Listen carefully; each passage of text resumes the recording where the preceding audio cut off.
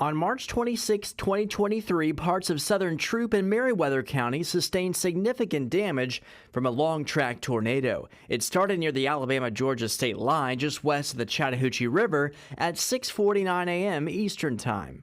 The National Weather Service in Peachtree City issued the first tornado warning for the area at 6:52 when they saw signs of a radar-indicated tornado, so there really wasn't much, if any, lead time. From there, the tornado quickly strengthened into an EF3 with peak winds of 150 miles per hour as it moved into Northwest Point. Many homes suffered significant damage along Highway 29, known as West Point Road.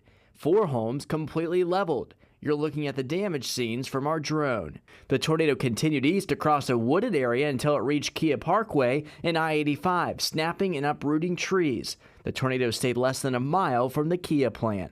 This is one of 3 homes on Shoemaker Drive nearly destroyed. The Winston family said it took 5 seconds for the devastation to occur. The building shook, and it was over with. They took shelter in the hall closet. You could replace all this what's gone, but you can't replace your life. And me and Mom, we got out real good, and we thank God for that. Mike Foran's home near Wildcat Creek also suffered damage. He says it happened in the blink of an eye. I heard my phone go off for the tornado warning, and I didn't even have time to get out of bed and before everything already just came through. Wild Animal Safari in Pine Mountain didn't escape tree damage. And how about this? 2 tigers even got loose. They were later captured. The storm weakened shortly after entering southwestern Meriwether County.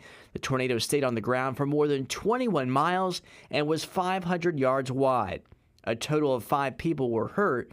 Thankfully, nobody was killed. In all, Troup County Emergency Management reported 146 damaged homes, 23 were destroyed, and 26 had major damage. Several businesses also felt the effects.